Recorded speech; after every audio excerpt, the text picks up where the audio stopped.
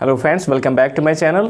Friends, आज हम आपको कंजंक्शन से रिलेटेड कुछ एग्जांपल्स बताने वाले हैं जिसमें हमें एरर फाइंड करना होता है। और फ्रेंड्स, जैसा कि आपको पता है कि कंजंक्शन होते क्या हैं, बेसिकली ये किसी भी वर्ड्स को, फ्रेजेस को या फिर क्लॉजेस को जोड़ने के लिए, उसको कंबाइन करने के लिए जिन वर्ड्स का हम यूज़ करते हैं वो कंजंक्शंस कहलाते हैं।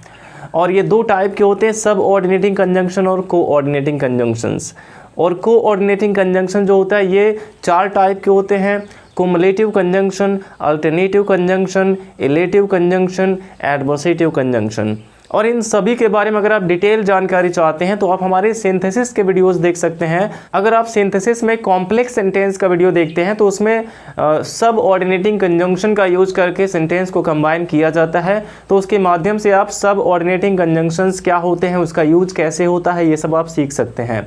और उसी तरह से कंपाउंड सेंटेंस जब आप देखेंगे सिंथेसिस में कंपाउंड सेंटेंस को कंबाइन करना, तो उसमें आपको कोऑर्डिनेटिंग कंजंक्शन जो चारों टाइप होते हैं इसके सभी कंजंक्शंस का यूज़ करना आपको पता चल जाएगा। तो अगर आप डिटेल में कंजंक्शन के बारे में जानना चाहते हैं तो हमारे सिंथेसिस के वीडियोस देख लीजिए। और प्लेलिस्ट में आपको सिंथेसिस का प्लेलिस्ट भी मिल जाएगा, वहाँ से जाके आप अपना सिंथेसिस भी प्रिपेयर कर सकते हैं और साथ ही साथ आप सिंटैक्स में आप कंजंक्शंस के बारे में भी आप जान सकते हैं। तो फ्रेंड्स, हम इसमें कुछ एग्जांपल्स देखते हैं जो अक्सर आपके एग्जाम में पूछे जाते हैं, जिससे रिलेटेड एरर इसमें दिए जाते हैं। तो पहला एग्जांपल हमारा है, पहला सेंटेंस है कि दो he is poor but he is honest. दो ही इज़ पुअर यानी कि यद्यपि वह गरीब है बट ही इज़ ऑनेस्ट, लेकिन वह ईमानदार है।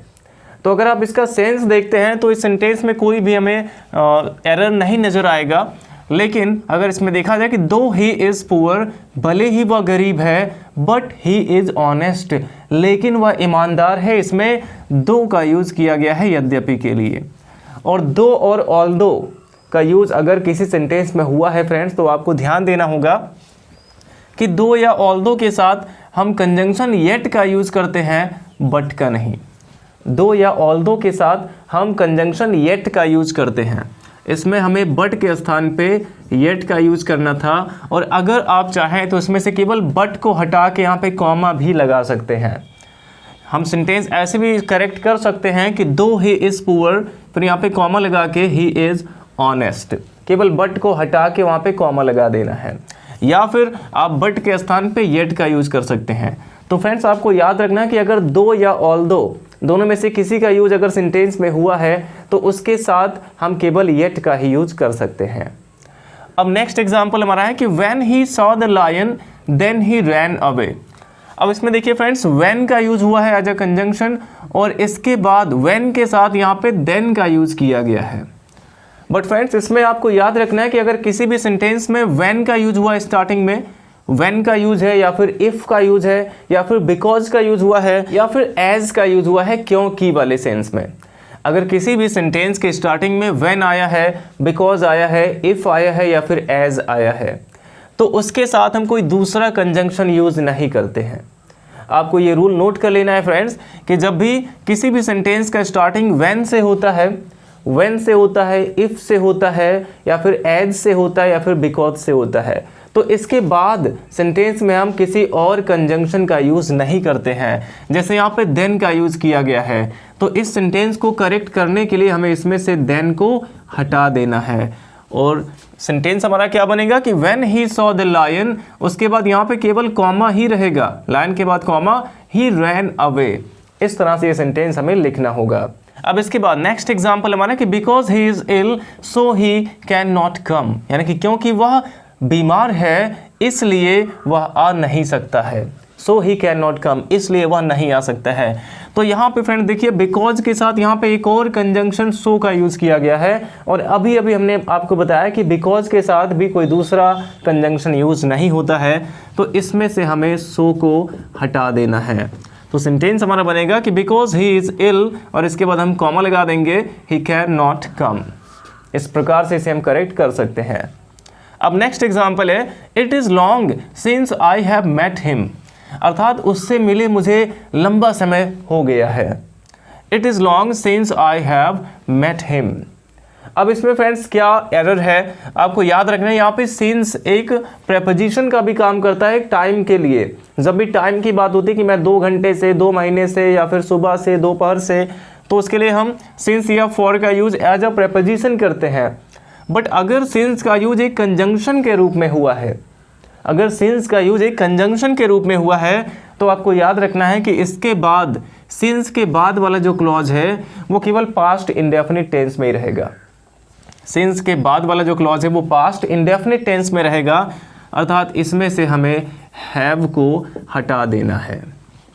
तो सेंटेंस हमारा करेक्ट होगा कि it is long since I met him. इसमें सिंस के साथ हैव का यूज़ हमें नहीं करना है, इसको पास्ट इंडेफिनिट टेंस में बनाना है और मेट सेकेंड फॉर्म हो जाएगा। अब नेक्स्ट एग्जाम्पल हमारा है फ्रेंड्स कि no sooner had we reach the station, यानी कि ज्यों ही हम स्टेशन पहुँचे देन द ट्रेन लेफ्ट, और तभी ट्रेन चली गई। जैसे ही हम स्टेशन पहुँचे तभी ट्रेन चली गई। तो फ्रेंड्स इसमें आपको ध्यान देना होगा कि अगर कोई भी सेंटेंस नो सूनर से स्टार्ट होता है, कोई भी सेंटेंस अगर नो सूनर से स्टार्ट होता है, तो इसके बाद जहाँ पे दूसरा कंजंक्शन हमें लगाना होगा वहाँ पे केवल हम देन का यूज़ कर सकते हैं, वो भी THAN, देन का यूज़ करेंगे कंपैरिजन के लिए जिसका यूज़ किया जाता है देन का।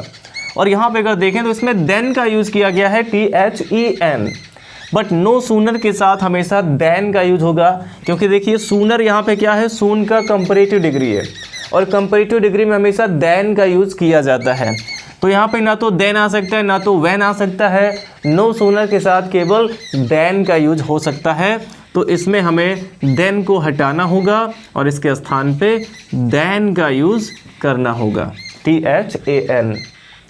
अब फ्रेंड्स हमारा नेक्स्ट एग्जाम्पल है कि Sudhir as well as his friends are absent, यानी कि सुधीर और उसके सभी फ्रेंड्स एब्सेंट है। तो इसमें फ्रेंड्स अगर देखा जाए तो इसमें कंजंक्शन एज वेल एज का यूज़ किया गया है। और आपको याद रखना है कि जब भी दो सब्जेक्ट्स के बीच में अगर एज वेल एज का यूज हुआ रहेगा, अगर दो सब्जेक्ट के बीच में एज वेल एज का यूज हुआ रहेगा, तो हमें जो इसके साथ वर्ब का यूज करना है, वर्ब या हेल्पिंग वर्ब जो भी होगा, इसके साथ जो हम वर्ब यूज करेंगे वो एज वेल एज के पहले आए हुए सब्जेक्ट के अकॉर्डिंग करेंगे। अगर दो सब्जेक्ट्स एज वेल एज से जुड़े रहते हैं तो इसके साथ जो हम वर्ब का यूज करेंगे वो एज वेल एज के पहले आए हुए सब्जेक्ट के अकॉर्डिंग करना होगा। यहाँ पे एज वेल एज के पहले सुधीर आया है जो कि सिंगुलर है, थर्ड पर्सन सिंगुलर है, इसलिए इसके साथ हमें आर नहीं बल्कि इज का यूज करना होगा। इसमें हमें आर को हटाना है और इज का यूज कर देना है। आपको इससे कंफ्यूज नहीं होना कि हिज फ्रेंड्स यहाँ पे प्लूरल है तो आर ही यहाँ पे करेक्ट है, ऐसा नहीं होगा। एज वेल एज के पहले जो सब्जेक्ट आया हुआ है उसके अकॉर्डिंग हमें यहाँ पे वर्ब का यूज करना होगा। आई होप आपको समझ में आया होगा। अब इसके बाद नेक्स्ट हम देखते हैं एग्जाम्पल कि walk carefully लेस्ट you may fall. Walk carefully यानी कि संभल कर चलो, लेस्ट यू मे फॉल, कहीं ऐसा ना हो कि तुम गिर जाओ। लेस्ट का मतलब होता है कहीं ऐसा ना हो कि, तो वॉक केयरफुली संभल कर चलो, लेस्ट यू मे फॉल, कहीं ऐसा ना हो कि तुम गिर जाओ। तो फ्रेंड्स हमें ध्यान देना है कि अगर किसी भी सेंटेंस में लेस्ट का यूज हुआ है तो इसके बाद वाला जो क्लॉज है उसमें हमेशा हमें शुड का ही यूज करना है। यहाँ पे मे का यूज किया गया है, अर्थात इसमें से हमें मे को हटाना है और यहाँ पे शुड लगाना है। मे को हटा देंगे और शुड लगा देंगे। और एक बात और आपको ध्यान रखना है फ्रेंड्स कि यहाँ पे शुड के साथ कभी कभार नॉट भी दे दिया जाता है कि walk carefully लेस्ट you should not fall, कहीं ऐसा ना हो कि तुम गिर जाओ। यहाँ पे शुड के बाद नॉट का भी यूज करके दे दिया जाता है। आपको याद रखना है कि लेस्ट के बाद शुड के साथ नॉट का भी यूज नहीं होता है, लेस्ट के बाद केवल शुड का यूज हम कर सकते हैं। तो यहाँ पे मे को हटा देना है और उसके स्थान पे शुड का यूज करना है। अब इसके बाद नेक्स्ट एग्जाम्पल हम देखते हैं कि as he is not here, क्योंकि वह यहाँ नहीं है। As he is not here, क्योंकि वह यहाँ नहीं है। So he is absent from the meeting, इसलिए वह मीटिंग से absent है। अब यहाँ भी फ्रेंड्स अगर देखें तो ये सेंटेंस हमारा एज से स्टार्ट है। जैसे हमने आपको ये बिकॉज वाला सेंटेंस बताया था, जैसे व्हेन वाला सेंटेंस बताया था, तो ये व्हेन, बिकॉज, एज और इफ़, ये चार ऐसे कंजंक्शन हैं जिसके बाद हम उस सेंटेंस में और कोई कंजंक्शन यूज़ नहीं करते हैं। तो एज के साथ देखिए यहाँ पे सो का भी यूज़ किया गया है, कि as he is not here, क्योंकि वह यहाँ नहीं है, सो ही इज़ एब्सेंट, इसलिए वह एब्सेंट है। तो इसलिए कि यहाँ पे हमें सो का यूज़ नहीं करना होगा बल्कि केवल कॉमा लगा देना है। तो इस वाले सेंटेंस में से हमें सो को हटा देना है। अब नेक्स्ट एग्जाम्पल हमारा है फ्रेंड्स कि unless you do not read, अर्थात जब तक तुम नहीं पढ़ोगे, यू विल नॉट पास, तुम पास नहीं होगे।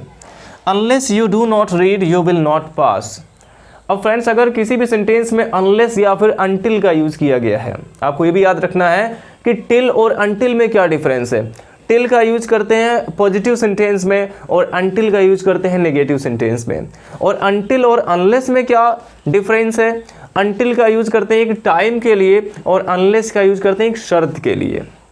टाइम और शर्त, टाइम के लिए अनटिल और शर्त के लिए अनलेस का यूज होता है। और दोनों की हिंदी की बात करें तो सेम होता है कि जब तक नहीं। अनटिल का भी मतलब है जब तक नहीं और अनलेस का भी मतलब है जब तक नहीं। तो अगर फ्रेंड्स इसका हम हिंदी ही देख लेते हैं, इसमें आया हुआ है कि जब तक नहीं, अनलेस का मतलब है जब तक नहीं, तो इसमें नहीं भी आया हुआ है, अर्थात अनलेस के साथ हमें नॉट लगाने की कोई भी ज़रूरत नहीं होती है। आपको याद रखना है कि किसी भी सेंटेंस में, किसी भी क्लॉज में अगर अनटिल या फिर अनलेस का यूज़ किया गया है तो उसके बाद जो हमारा क्लॉज है उसमें कभी नॉट नहीं आ सकता है। अनलेस या अनटिल के बाद वाला जो क्लॉज होगा उसमें कभी भी नॉट का यूज़ नहीं कर सकते हैं। तो ये सेंटेंस हमारा था कि unless you do not read, इसमें से हमें नॉट को हटाना होगा। और क्योंकि ये प्रेजेंट इंडेफिनिट टेंस है तो जब नॉट हटेगा तो इसमें से डू भी हट जाएगा। तो सेंटेंस हमारा क्या बनेगा कि unless you read you will not pass, क्योंकि अनलेस में नेगेटिव सेंस रहता ही है फ्रेंड्स, जब तक नहीं। तो unless you read you will not pass, ये हमारा सेंटेंस होना चाहिए। इसमें से डू नॉट को हमें हटा देना है। नेक्स्ट एग्जाम्पल हमारा है कि he talks as if he is a king. He talks, वह बात करता है, एज इफ यानी मानो, एज इफ का मतलब जैसे कि या मानो, ही इज अ किंग, वह एक राजा हो। वह ऐसे बात करता है जैसे कि वह एक राजा हो। तो फ्रेंड्स जब भी आप एज इफ का यूज देखेंगे किसी भी सेंटेंस में, जैसे वह ऐसे चलता है मानो पियक्कड़ हो, तो he walks as if he were a drunkard, तो वह ऐसे चलता है, ऐसे बोलता है मानो, मानो के लिए एज इफ का यूज किया जाता है। और आपको याद रखना है कि एज इफ के बाद वाला जो क्लॉज होगा उसमें हमेशा हमें वर का यूज करना है। एज इफ के बाद हमेशा वर का यूज किया जाता है, चाहे वो सिंगुलर सब्जेक्ट हो चाहे प्लूरल सब्जेक्ट हो। तो he talks as if he were a king, ऐसा होना चाहिए क्योंकि इसमें इमेजिन किया गया है और इमेजिनेटिव सेंटेंस या कंडीशनल सेंटेंस में वर का यूज किया जाता है, आपको पता है फ्रेंड्स। तो he talks as if he were a king होना चाहिए था। तो एज इफ के बाद वाले क्लॉज में हमेशा वर का यूज होना चाहिए। अब देखते हैं नेक्स्ट एग्जाम्पल जो कि है neither she nor her friends was happy. Friends यहाँ पे अगर देखा जाए तो ये दो सब्जेक्ट इसमें भी हैं, शी और हर फ्रेंड्स, और इसको नीदर नॉर से जोड़ा गया है। जैसे एज वेल एज वाला ये छठवां एग्जाम्पल हमने देखा था जिसमें दो सब्जेक्ट एज वेल एज से जुड़े थे, वैसे यहाँ पे दो सब्जेक्ट शी और हर फ्रेंड्स ये नीदर नॉर से जुड़े हैं। एक तो आपको ये याद रखना है कि नीदर नॉर ईदर और होता है, ईदर के साथ केवल और आ सकता है और नीदर के साथ नॉर आ सकता है। कभी कभार सेंटेंस में नीदर के साथ और का यूज करके दिया जाता है एरर, तो आपको और के जगह पे नॉर का यूज कर देना है। या फिर ईदर के साथ अगर नॉर आ गया है तो आपको समझ जाना कि यहाँ पे नॉर नहीं बल्कि और होना चाहिए। एक तो ये इस तरह का एरर इसमें पूछा जाता है। दूसरा, यहाँ पे अगर दो सब्जेक्ट नीदर नॉर या फिर ईदर और से जुड़े हैं तो इसमें जो हम वर्ब का यूज करेंगे वो हम बाद वाले सब्जेक्ट के अनुसार करेंगे। जो सब्जेक्ट वर्ब के सबसे नज़दीक होता है, जो सब्जेक्ट वर्ब के नज़दीक होता है उसी के अकॉर्डिंग हमें वर्ब का यूज करना होता है। तो देखते हैं neither she nor her friends was, तो यहाँ पे वॉज के नज़दीक यहाँ पे फ्रेंड्स है, तो फ्रेंड्स के अकॉर्डिंग इसका जो हेल्पिंग वर्ब है या वर्ब है वो होना चाहिए। तो फ्रेंड्स यहाँ पे प्लूरल है तो यहाँ पे वॉज नहीं बल्कि वर्ब होना चाहिए था। तो आपको याद रखना है फ्रेंड्स कि नीदर नॉर या फिर ईदर और का यूज अगर कहीं भी हुआ है तो उसमें जो बाद वाला हमारा सब्जेक्ट है उसके अकॉर्डिंग हमें वर्ब का यूज करना होगा।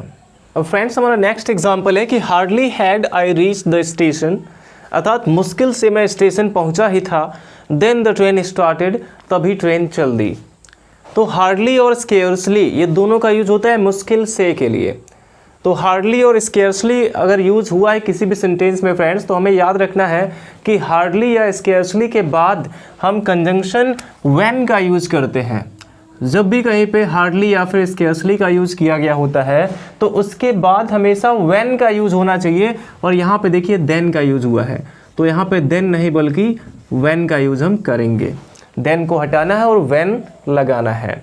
तो फ्रेंड्स आपको याद रखना है कि जब भी हार्डली या फिर स्केर्सली का यूज़ हुआ है तो इसके साथ हम कंजंक्शन व्हेन का यूज़ करते हैं। अब इसके बाद नेक्स्ट एग्जाम्पल हमारा है कि she is not only beautiful but intelligent. She is not only beautiful but intelligent, यानी कि वह केवल सुंदर ही नहीं है बल्कि इंटेलिजेंट भी है, बुद्धिमान भी है। वह केवल सुंदर ही नहीं है बल्कि बुद्धिमान भी है। अब फ्रेंड्स यहाँ पे अगर हम देखें तो इसमें नॉट ओनली का यूज़ किया गया है और आपको पता है कि नॉट ओनली के साथ बट ऑल्सो का यूज़ होता है और यहाँ पे केवल बट का यूज़ किया गया है। आपको याद रखना है कि नॉट ओनली के साथ हमेशा बट ऑल्सो का यूज़ किया जाता है, तो यहाँ पे बट के बाद ऑल्सो का भी यूज़ हमें करना होगा, तब ये सेंटेंस हमारा करेक्ट होगा कि she is not only beautiful but also intelligent. अब इसके बाद नेक्स्ट एग्जाम्पल हमारा है both the teachers as well as principal have left the school. यहाँ पे फ्रेंड्स हम देखें तो इसमें बोथ का यूज किया गया है और आपको पता होगा जो कुमुलेटिव कंजंक्शन होते हैं उसमें बोथ एंड का यूज किया जाता है। बोथ के साथ केवल एंड का यूज हम करते हैं, बोथ एंड का यूज होता है और यहाँ पे एंड के स्थान पे एज वेल एज का यूज किया गया है, तो यहाँ पे हमारा एरर है। बोथ के साथ हमेशा एंड का यूज किया जाता है, तो बोथ द टीचर्स एंड, यहाँ पे एज वेल एज के स्थान पे हमें एंड का यूज करना होगा। अब नेक्स्ट हम देखते हैं कि I doubt that he will pass, मुझे संदेह है कि वह पास होगा। तो फ्रेंड्स अगर देखा जाए तो इस तरह से ये सेंटेंस हमें उतना करेक्ट नहीं लग रहा है कि मुझे संदेह है कि वह पास होगा। ये कैसा होना चाहिए सेंटेंस कि मुझे संदेह है कि क्या वह पास होगा। तो यहाँ पे की क्या वाला सेंस आ रहा है, मुझे संदेह है कि क्या वह पास होगा, और की क्या के लिए हम दैट नहीं बल्कि वेदर का यूज़ करते हैं, तो यहाँ पे हमें दैट को हटा के वेदर का यूज़ करना होगा कि I doubt weather he will pass. जब भी डाउट की बात हो तो उसके बाद हम वेदर का यूज़ करेंगे, दैट का यूज़ नहीं करेंगे।